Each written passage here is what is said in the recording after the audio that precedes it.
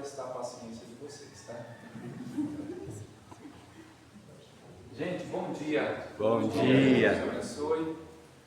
Eu agradeço mais uma vez o convite, peço a bênção, a licença espiritual ao mentor da casa, e eu pessoalmente peço ao meu mentor e ao meu professor que me guiem. Paciência. Essa palestra aqui é só para quem tem paciência.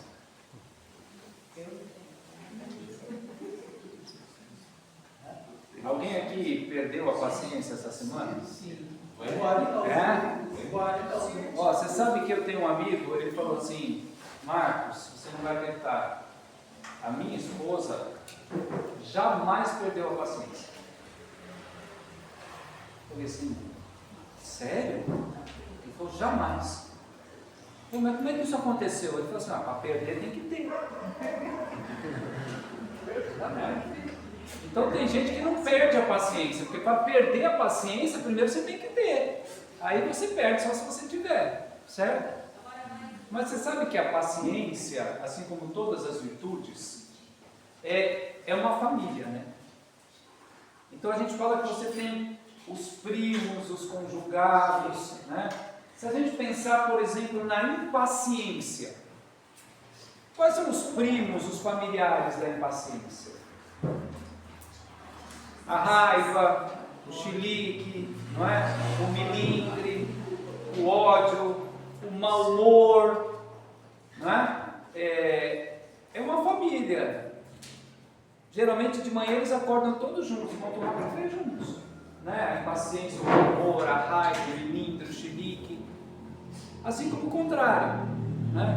Se você pensar na paciência, né? Quais são os primos da paciência? Os irmãos, a família da paciência, né? Bom humor, humildade, serenidade, calma, anda tudo junto. Agora, por que será que a gente é impaciente? Qual é a raiz da impaciência? Né?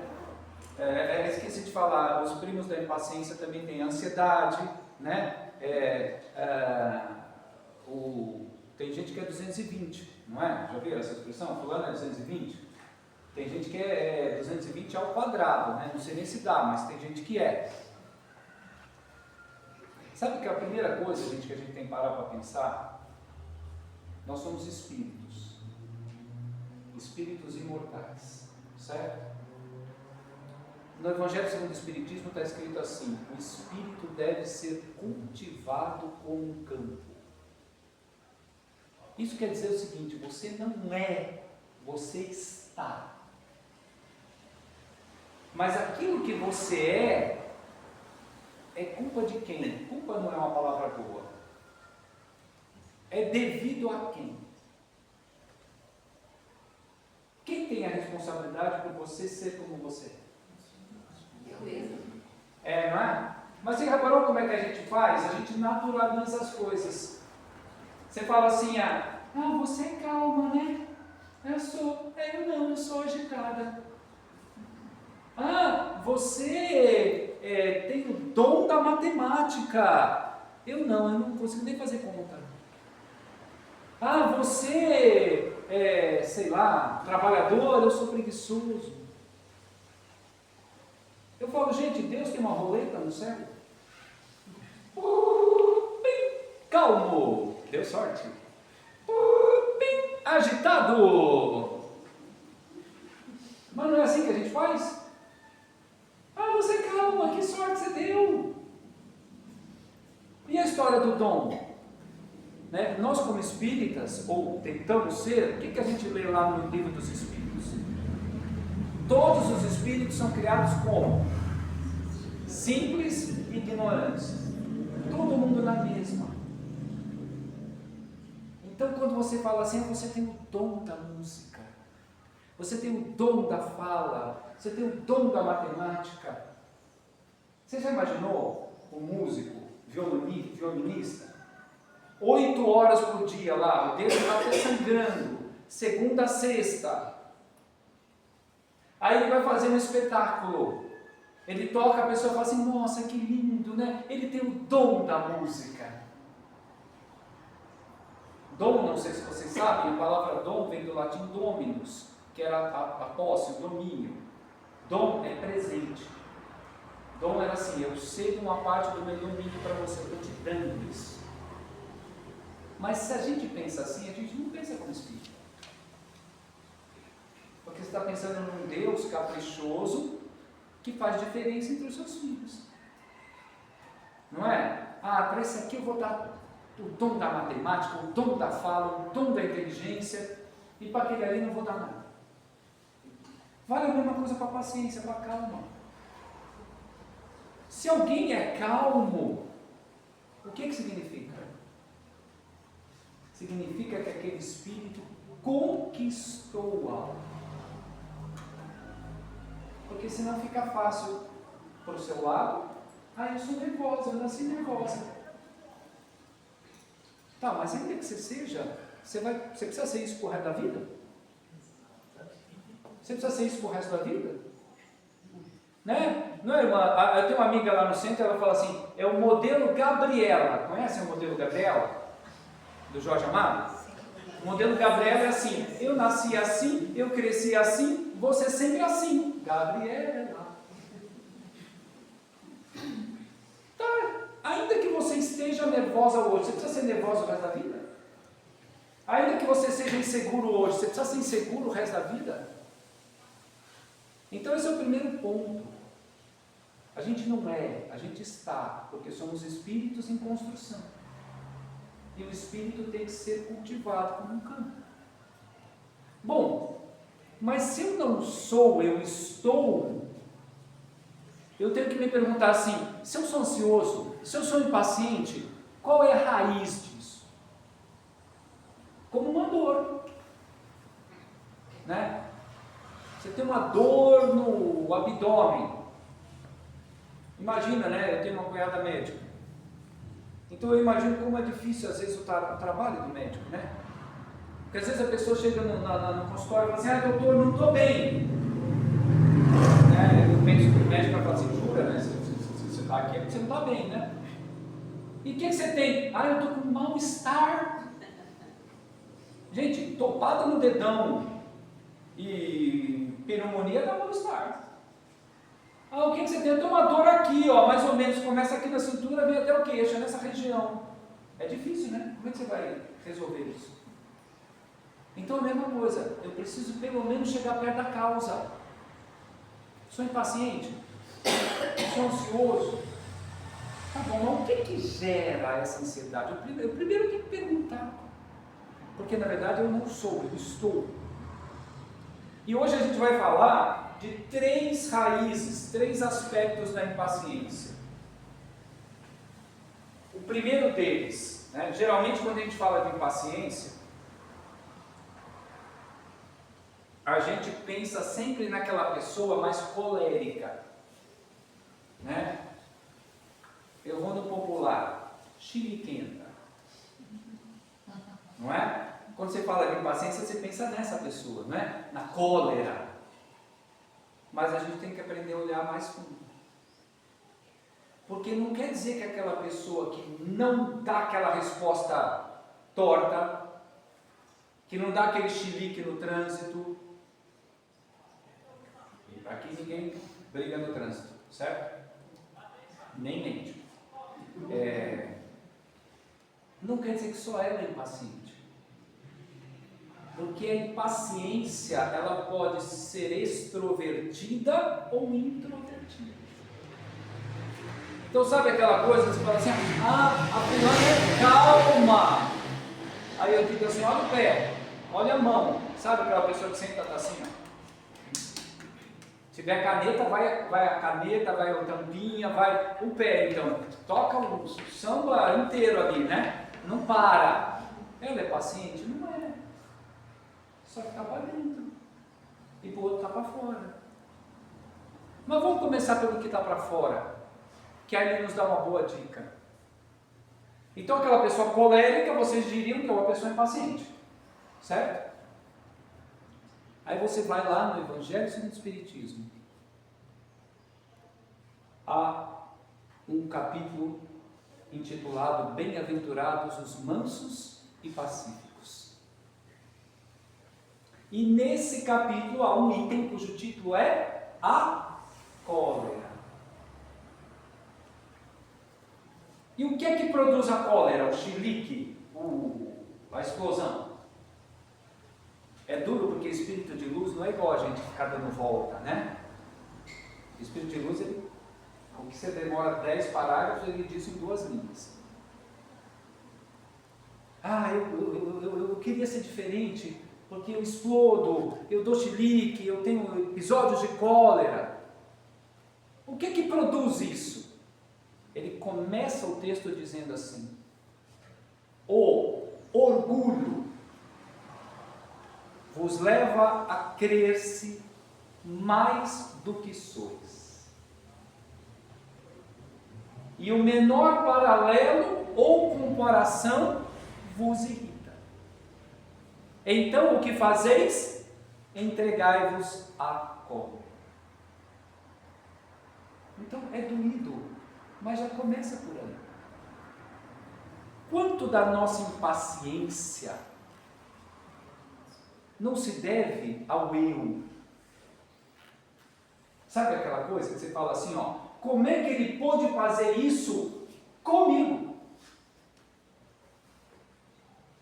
Eu trabalho na educação, eu trabalho com público, e muita gente aqui deve trabalhar com público. Quantas vezes a pessoa não chega numa fila, num balcão, e fala assim: eu estou com pressa. Na outra fala assim: pois não, e todo mundo que está na fila não tinha muito o que fazer, e resolveu pegar uma fila para matar o tempo, não é? Eu não posso esperar. Por quê? Porque você acha que você, de alguma forma, é melhor que os outros. A gente trabalha numa casa de cura em Campinas. E a gente vê isso o tempo todo. Né? Ontem teve cirurgia espiritual. A casa funciona toda semana com atendimento de cura, mas a cirurgia espiritual são 2 vezes por mês. As pessoas chegam e tem uma triagem para decidir quais vão para a cirurgia, porque não dá para fazer para todos. E muitas vezes você tem que dizer para aquela pessoa: olha, infelizmente tem aqui um câncer, tem um aqui com isso, tem um aqui com aquilo. Aí a pessoa fala assim: mas eu não posso esperar. Mas eu estou doente. Mas eu vim de longe. Perceberam? É sempre o bendito do eu. Então, o mundo precisa estar de acordo com a minha vontade. No fundo, isso é uma conduta infantil. Sabe aquela criança que ela vai montar um brinquedo e ela não consegue, ela começa a bater, joga a peça do brinquedo fora?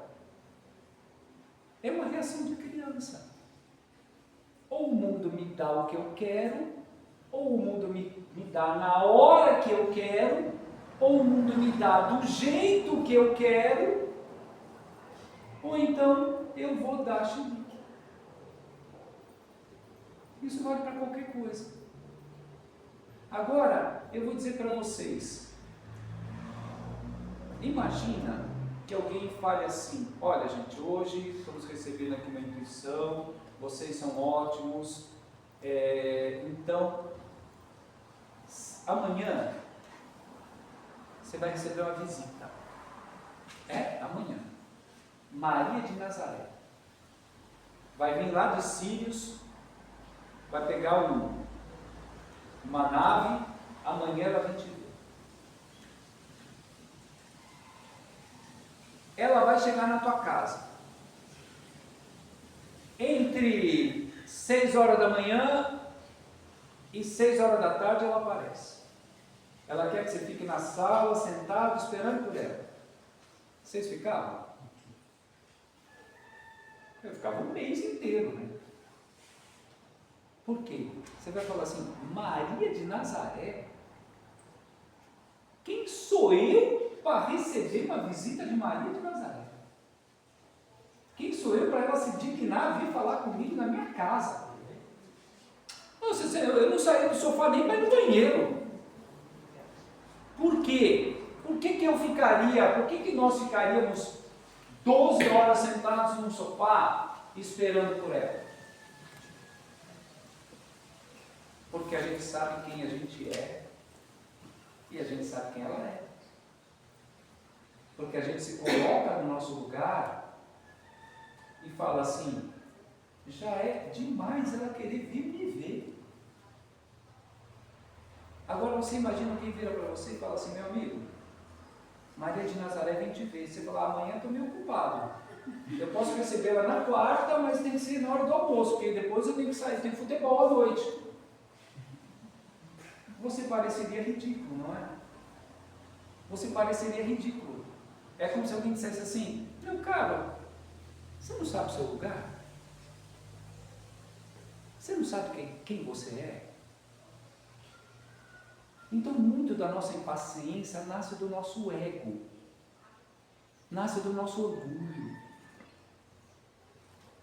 E se o veneno é o orgulho, é o ego, se o veneno é o orgulho, o antídoto já está dado, né? Se o veneno é o orgulho, o antídoto é a humildade. A humildade que muita gente entende errado. Tem muita gente que confunde humildade com complexo de inferioridade. Ser humilde não é você se achar um coitado. Ser humilde não é você se achar um incapaz. Às vezes a humildade, estou falando com meus irmãos aqui, trabalhadores, eles vão me entender. Às vezes a humildade é um subterfúgio para você fugir, sabe do quê? Alguém imagina? Alguém quer arriscar? Quer arriscar, irmão? A humildade é um subterfúgio, sabe por quê? Para você fugir do trabalho, para você fugir da tarefa. Ó, meu caro, eu preciso que você venha para dar passe aqui na turma. Quem sou eu? Imagina, não tenho capacidade. Ó, estou precisando do senhor aqui de mediunidade. Vem aqui que você vai começar a trabalhar com a gente. Imagina! Ainda põe a cabecinha de lado assim, né, para parecer mais humilde ainda. Mas não tem humildade nenhuma. Humildade não é isso. Humildade é você saber quem você é e quem você não é. É interessante, às vezes, quando a gente vai na raiz das palavras, a gente entende melhor. Os gregos não, os romanos tinham 3 palavras para terra: solon, telos e humus. É por isso que vocês ouvem muitas vezes a energia telúrica. Já ouviram essa expressão? A energia que vem cada vez. O solo é a capacidade mecânica e o humus é a vida. Por isso que você vai muitas vezes na flora, vai comprar humus. É daí que vem a palavra humildade. Humildade é você saber quem você é e de onde você veio. Você veio da terra. Esse era o sentido original. Mas saber quem é, não é se colocar como um coitado. Percebe? Mas ao mesmo tempo, é você saber que você se arrasta. Você saber que você é um espírito numa condição espiritual, que se você não fizer força para levantar a perna, você não caminha. Quando você sabe isso, a coisa fica mais fácil. Porque quando aquela pessoa te dá uma resposta torta, você chegou no trabalho, a pessoa te deu uma resposta bem torta, sabe? A esposa, o marido, o filho, o pai, te deu uma resposta meio torta. Quando você tem humildade, você fala assim, nossa, tomei uma patada, né? Mas você sabe que essa semana, nem eu estava me aguentando. Você fala assim, tomei uma patada, mas essa semana eu dei umas 10. Percebe que você começa a ter mais coerência? Porque você começa a perceber que você precisa da mesma paciência que você tem que oferecer. Você começa a perceber que você tem os mesmos defeitos que aquele outro. Sabe aquela coisa da pessoa que não se vê? E aí ela te trata mal, Isso acontece mais em família, mas acontece no trabalho. A pessoa chega para você e fala assim, isso, e não sei o quê. Aí você responde um pouco mais alto, ela fala assim, por que você está gritando? Aí você fala assim, ela está sendo falsa? Ela está sendo hipócrita? Não. Muitas vezes ela só não consegue se ver. Percebe? Então você falou alto, você falou agressivo, você aumentou a voz, mas você não consegue perceber que você fez isso. Mas se a pessoa subiu um pouquinho o tom, você fala, por que você está gritando comigo? O que te faltou? Humildade. E sem humildade, sabe o que acontece? Sem humildade você nunca vai ter um autoexame de si mesmo verdadeiro. É impossível você ter um autoconhecimento sem humildade. Por quê? Alguém imagina? Porque se você não tiver humildade, você não vai aceitar e nem reconhecer os seus defeitos. Se você não tiver humildade, você vai criar o quê? Justificativas para os seus defeitos. Por exemplo, vocês sabem qual é a diferença entre uma pessoa geniosa e uma pessoa teimosa? Não sabem? Essa é super fácil. Qual que é a diferença entre uma pessoa geniosa e uma pessoa teimosa? Se for sua filha, é geniosa. Se for a filha da vizinha, é teimosa. É assim. Não é? Você fala assim, ó. Eu sou agitada. Eu sou agitado. O meu cunhado é desequilibrado. Perceberam? O que a humildade faz? E a humildade naturalmente conduz à calma. O orgulho conduz à impaciência. Porque o mundo precisa me servir. Vocês já viram algum orgulhoso calmo? Puxa na memória. Eu não conheço orgulhoso calmo. Então essa é a primeira raiz, minha gente. A segunda raiz da impaciência, da ansiedade, que muitas vezes está ligada à nossa insegurança, né? Eu vou contar uma história bem rapidinha, verídica. Eu trabalho na educação, sou professor universitário há quase 30 anos e dirijo unidades da educação básica do mesmo grupo no qual eu trabalho. Nós tínhamos duas crianças, já não temos mais lá conosco, faz alguns anos, a Suzana e o Mateuzinho, mais ou menos 8 anos de idade. Sexta-feira, o Mateuzinho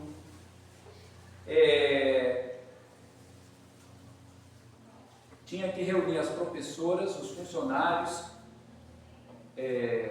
os simpatizantes, fazer uma roda de oração, uma dança xamânica, uma desobsessão, uma apometria seguida de reiki e mais alguma coisa. Não, o Mateuzinho, sexta-feira, parecia aqueles meninos de filme. E a Suzana? A Suzana, em perfeita harmonia. A paz. Aí fala, mas por que você está falando do Mateus? Por que você está falando da Suzana?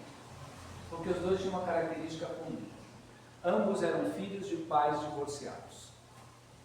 E é muito comum, sextas-feiras em escolas, que às vezes o pai, que não tem a guarda, ele já pegue a criança na própria saída da escola para passar o fim de semana. Mas o que acontecia? O que isso tem a ver com a paciência? O pai do Mateuzinho, lamentavelmente, tinha sexta que ele vinha, tinha sexta que ele não aparecia. Tinha sexta que ele chegava às 12:30, tinha sexta que ele chegava às 1:30, tinha sexta que ele chegava às 5 horas da tarde. Então o Mateuzinho nunca tinha certeza. O Mateuzinho nunca tinha a menor confiança. que aquela porta ia se abrir e que o pai dele estava lá. O pai da Susana. O pai da Susana vinha de uma cidade que ficava a 2h30 de distância. Chuva, tsunami, tempestade, sol, o que fosse, 12h30, toda sexta-feira ele estava na porta. Então a Susana sabia. A Susana tinha absoluta confiança que ela tinha um pai e que esse pai não lhe faltava. Ela sabia que se aquela porta fosse aberta, o pai estava lá. E porque ela sabia disso, ela tinha paz. Porque ela sabia que ela tinha um pai com o qual contar. Mas o Mateus não. E o quanto da nossa impaciência, da nossa ansiedade diante das coisas.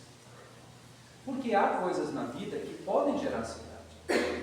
Né? Uma situação de dificuldade financeira, uma situação de desemprego, uma situação de... minha irmã, graças a Deus, está numa situação muito melhor, mas foi submetida a uma cirurgia grave há 2 semanas atrás, que envolvia testes, resultados.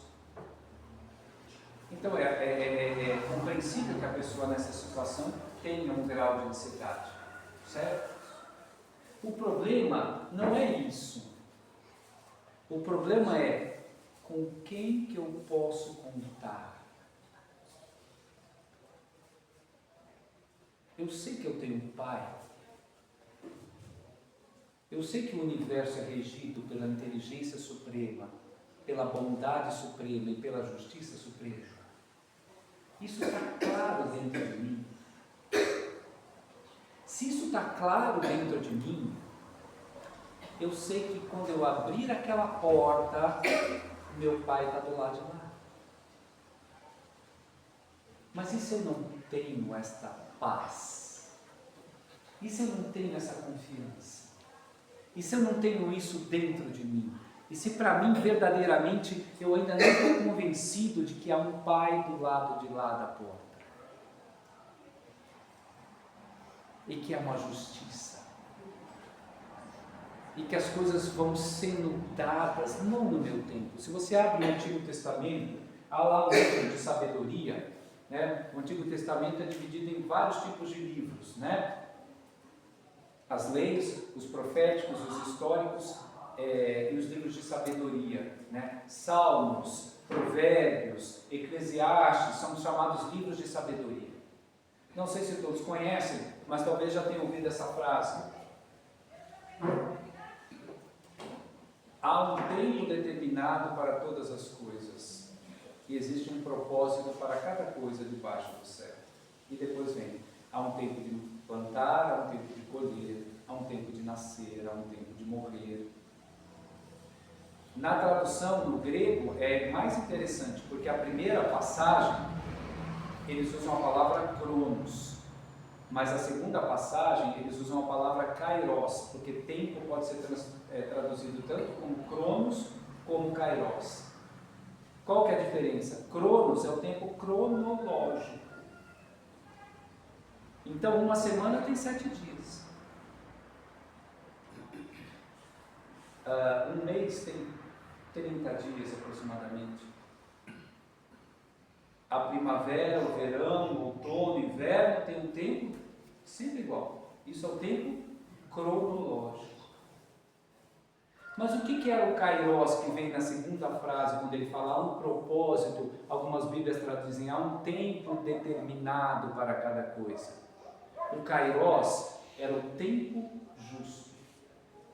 Alguns vão traduzir kairos é o tempo de Deus. Então veja, tentando traduzir isso, gente, para uma linguagem do dia a dia. É como se você dissesse assim, ó, você tem um filho, e o seu filho fala assim, pai, quando é que eu vou poder dirigir? Aí você fala para ele assim, com certeza, antes dos 18 anos, não.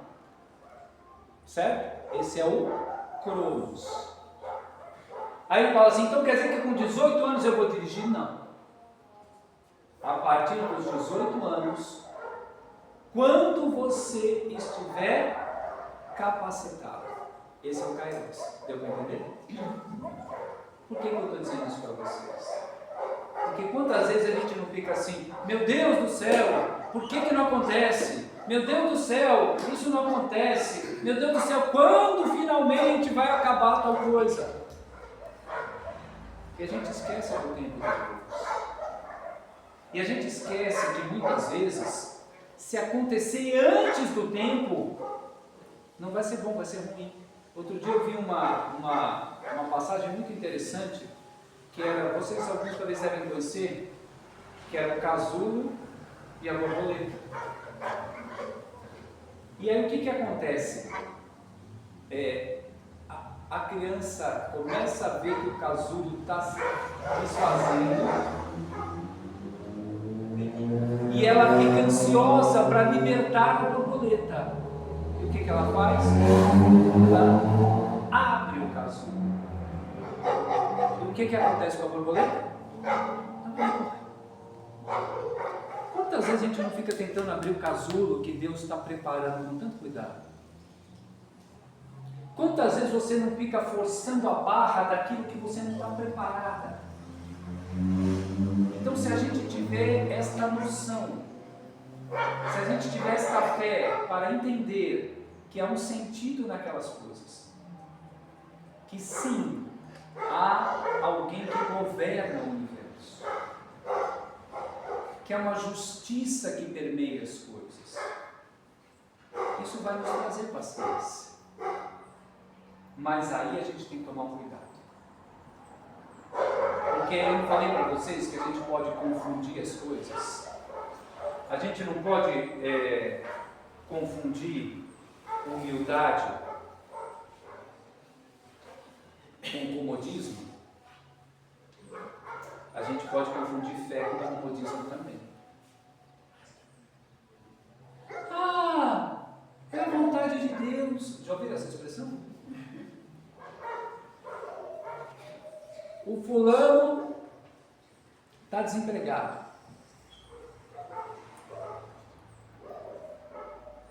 Ele acorda às 7 horas da manhã, ele está fazendo 3 cursos de requalificação, ele faz no mínimo 5 entrevistas por dia, ele está fazendo bico, está vendendo o tal agora na moda, o tal do morango do amor,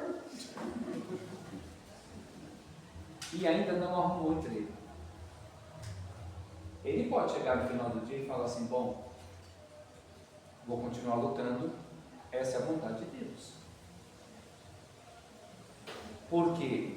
Porque você fez o que estava a seu alcance e ainda assim as coisas não aconteceram. Agora, o sujeito está com 20 quilos, 25 quilos de sobrepeso, colesterol, pressão alta, ácido úrico, diabetes, você faz o combo, né? Quando você vai no médico, ele fala, ó, você gabaritou, pegou todos aqui. Aí ele acorda de manhã, domingão, pão com mortadela, maionese, ovo frito, Coca-Cola e donuts.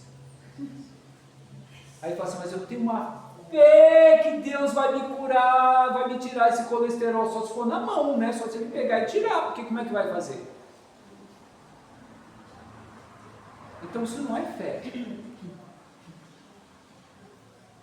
Porque você não está fazendo a sua parte. E o que isso tem a ver com paciência? O terceiro aspecto. Primeiro aspecto é a humildade. Segundo aspecto é a fé.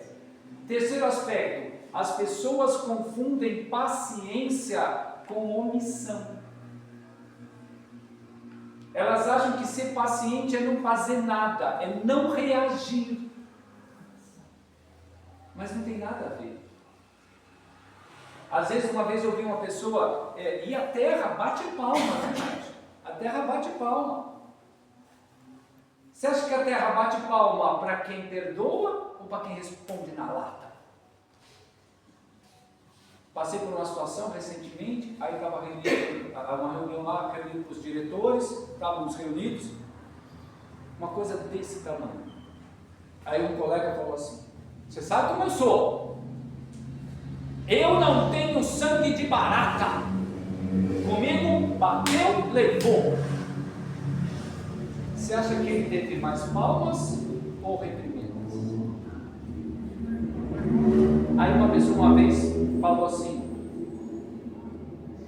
você é muito passivo, você é muito paciente, você não reage. Eu falei assim: olha, uma coisa é uma coisa, outra coisa é outra coisa. Eu reajo com paciência. Olha o evangelho inteiro. Quando Jesus se omitiu? Nunca. Mas ele reagia com sabedoria. Olha Francisco de Assis, a doçura na terra. Quando Francisco de Assis foi passivo? Nunca. Quando Francisco de Assis fugiu da luta? Nunca. Quando Francisco de Assis deixou de agir? Nunca. Mas ele reagia com paciência. Eu vi um filme maravilhoso, está no streaming, não sei, acho que num desses canais aí. Irmã Dulce, não sei se já assistiu.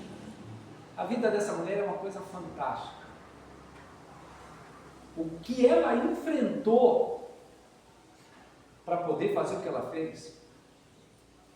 Então ela não foi passiva, ela não foi omissa, ela não se acovardou, mas ela reagiu com paciência. Então paciência não é omissão. Paciência é uma conquista do Espírito que inclusive te dá muito mais força para reagir. Então esta paz íntima, ela não vem porque você é omisso. Não, é pelo contrário. Terceiro aspecto da paciência: quanto mais você faz, quanto mais você age, quanto mais você reage, mais paciência você tem. Porque quando você deita para dormir, tua consciência está em paz. Você fala assim: ó, eu tenho um problema que eu enfrentei. Eu tenho uma dificuldade que eu não me omiti. Eu tenho uma luta que eu lutei. Então eu vou deitar e o meu espírito está em paz. Por quê? Porque a consciência está tranquila. E o contrário também é verdade. Quando você vai deitar e você sabe que você está fugindo das suas responsabilidades, quando você vai deitar e você sabe que você tem um problema com o teu filho, com a tua filha, com o teu marido, com a tua esposa, teu chefe, teu colega de trabalho, que você não resolveu, que você não foi falar com ele, é aquilo que te tira a paciência. Porque você não tem paz de espírito. Porque você deita e sabe, é igual ter dívida, né? Quem tem dívida tem que ter cama grande. Porque você deita com a esposa mais o credor. Ele dorme com você, ele acorda com você, ele toma banho com você, não é? Porque aquilo não te dá paz. Então, não é verdade. A omissão não é paciência. Negar-se a si mesmo não é paciência. Deixar de reagir às coisas não é paciência. Inclusive porque a raiz da palavra paciência vem de antes, até do hebraico, né? A raiz da palavra pati, quer dizer sustentar, aguentar, suportar. Então a paciência é a capacidade que você tem de resistir, mas agindo. Está lá no Evangelho do Espiritismo. Obediência e resignação são duas virtudes muito ativas, frequentemente confundidas com omissão.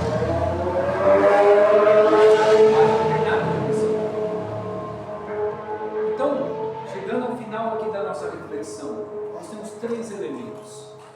Primeiro, vamos saber quem a gente é. Vamos nos colocar no nosso lugar, sem achar que a gente é o último dos últimos. Mas vamos nos colocar no nosso lugar. Porque metade da nossa cólera vem do nosso ego, do nosso orgulho.